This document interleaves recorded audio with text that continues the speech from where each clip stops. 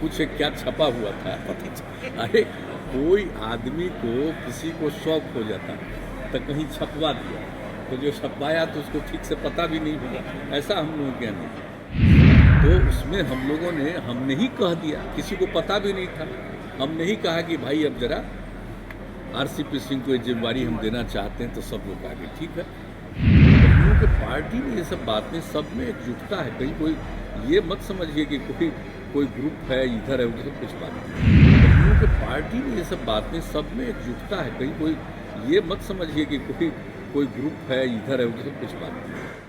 नमस्कार, आपके साथ मैं रोहित कुमार। खबर है नीतीश कुमार की जदयू के अंदर में जो घमासान मचा हुआ है ललन सिंह और आरसीपी सिंह को लेकर के, उस पर दरअसल एक पोस्टर को लेकर के जो विवाद था जदयू के अंदर का, वो खुल के सामने आ गया। ललन सिंह के पटना में हुए रोड शो के बाद आरसीपी सिंह अब आने वाले हैं पटना मंत्री बनने के बाद, और ऐसे में पटना में पोस्टरबाजी शुरू हुई जिसमें से ललन सिंह का चैप्टर क्लोज कर दिया गया, यानी कि उनको गायब कर दिया गया। इन तमाम चीज़ों के बीच में जब नीतीश कुमार बिहार के मुख्यमंत्री हैं, जदयू के सर्वे सर्वा भी आप कह सकते हैं वो हैं, और जब उनसे ये सवाल पूछा गया तो नीतीश कुमार ने साफ कहा है कि उनकी पार्टी में ऐसा कुछ भी नहीं है। लेकिन शायद नीतीश कुमार को मालूम नहीं था कि जिस पोस्टर को लेकर के पूरा विवाद था, उस पोस्टर की खबर जब न्यूज फाउंडेशन ने ब्रेक की तो उसके कुछ ही मिनटों के बाद उस पोस्टर को वहां से फाड़ दिया गया। क्या कुछ कह रहे हैं सीएम नीतीश कुमार ललन सिंह और आरसीपी सिंह के बीच के उस विवाद पर, पहले ये सुनवाते हैं। नहीं, सब कुछ नहीं। आप सब की इज्जत का, हम लोग के पार्टी का वो सब बात नहीं, बात आपको बता देते हैं। कुछ क्या छपा हुआ था पता चला। अरे कोई आदमी को किसी को शौक हो जाता तो कहीं छपवा दिया, तो जो छपवाया तो उसको ठीक से पता भी नहीं होगा, ऐसा हम लोगों के यहाँ नहीं। सब लोग एकजुट हैं, आप जानते ही हैं।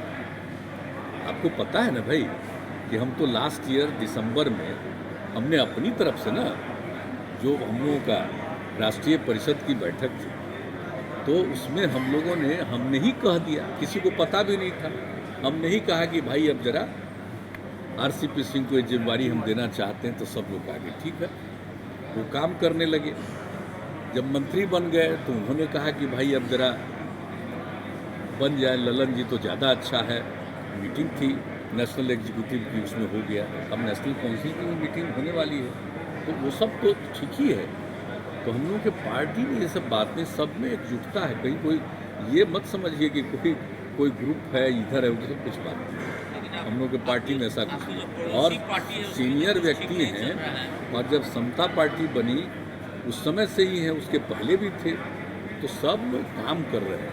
उत्तर प्रदेश में चुनाव होने वाला है अगले वर्ष, और भी कई राज्यों में होने वाला है, तो क्या आपकी पार्टी वहाँ चुनाव लड़ेगी? और एक बात, हमारी पार्टी का जो विंग्स है सब जगह, अभी जो नेशनल एग्जीक्यूटिव की मीटिंग थी पार्टी की, तो उसमें भी सब लोगों ने आकर के अपनी इच्छा प्रकट की है। तो ये तो नेशनल एग्जीक्यूटिव का काम है, और प्रेसिडेंट और दूसरे सभी लोग लगे हुए हैं इसके बारे में कि हम लोगों को क्या लगना है, अलायंस से हो जाए या नहीं होता है तो अलग से लड़ें। तो इन सब चीज़ों पर वही लोग विचार कर रहे हैं। तो सब जगह तो होता ही है। आप जानते हैं पार्टी में अभी रिकॉग्निशन तो 2 जगह है, लेकिन उससे मतलब नहीं, लोग हैं सब जगह, तो लड़ना चाहते हैं तो कैसे उसमें तो उसको, अरे 200 सीट पर लड़ने ये सब बात हुई है। और हम तो बैठे हुए थे, हम नेशनल एग्जीक्यूटिव में उसमें बात हुआ तो सब कह रहे थे चर्चा, तो हमने इन लोगों को जिम्मेदारी दी कि आप लोग बैठ कर इसके बारे में निर्णय लीजिए और सभी चीज़ों के बारे में। और पड़ोसी राज्य झारखंड में जब चुनाव हुआ था, आप चुनाव प्रचार करने नहीं गए थे, हालांकि आपकी पार्टी ने चुनाव लड़ा था झारखंड में, तो यूपी में चुनाव प्रचार में जाएंगे? अभी तो इसके बाद में एक एक चीज़ होगा तो सब एक एक चीज़ आप लोगों के सामने आएगा। अभी इतना एडवांस का है के लिए पूछें। तो बता दें आपको कि आरसीपी सिंह पहले जदयू के राष्ट्रीय अध्यक्ष थे। केंद्र में इस्पात मंत्री बनाए जाने के बाद वो पद उन्होंने छोड़ दिया, यानी कि जो पार्टी का राष्ट्रीय अध्यक्ष का पद था वो कुर्सी छोड़ दी उन्होंने। उसके बाद दिल्ली में मीटिंग हुई, और मीटिंग के बाद जो ललन सिंह हैं, जो कि सांसद हैं मुंगेर से, उनको ये जिम्मेवारी दी गई है। उसके बाद जब वो पटना पहुंचे तो भव्य कार्यक्रम था। पटना एयरपोर्ट से पार्टी दफ्तर पहुंचने में घंटों का वक्त लगा, हजारों लोग थे।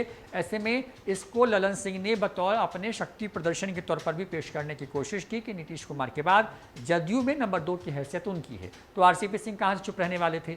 आरसीपी सिंह को 16 अगस्त को पटना आना है, लिहाजा उनके जो समर्थक हैं जदयू वाले, वो अब उनके स्वागत को इससे भी बड़ा बनाने की कोशिश कर रहे हैं। यानी कि अगर ललन सिंह को एयरपोर्ट से पार्टी दफ्तर पहुंचने में 4 घंटे लगे तो आरसीपी सिंह 5 या 6 घंटे में भी पहुंच सकते हैं। इन तमाम चीज़ों के बीच में अंदर की जो लड़ाई थी, जो एक तरीके से कहें जो द्वंद्व चल रहा था आरसीपी सिंह और ललन सिंह के बीच में, वो खुल के सामने आ गया। और इन तमाम खबरों के बीच में जब ललन सिंह और आरसीपी सिंह के बीच में एक तरीके से बात बिगड़ती नजर आई तो मुख्यमंत्री नीतीश कुमार, जो कि जदयू के सर्वे सर्वा हैं, सर्वमान्य नेता हैं, वही सब कुछ तय करते हैं पार्टी के अंदर में, वो ये कहते नजर आ रहे हैं कि पार्टी के अंदर में ऐसा कुछ भी नहीं है, हमारी पार्टी बाकी पार्टी जैसी नहीं है, यहाँ सब कुछ ठीक है। कुछ एक लोग हैं जो पोस्टर इस तरीके से छपने के लिए छपवा देते हैं, ये कहने की कोशिश कर रहे हैं। लेकिन मुख्यमंत्री को भी शायद बखूबी मालूम है कि ललन सिंह और आरसीपी सिंह के बीच में जो चल रहा है उससे वो अनजान तो कतई नहीं होंगे। फिलहाल इस वीडियो में इतना ही। नमस्कार।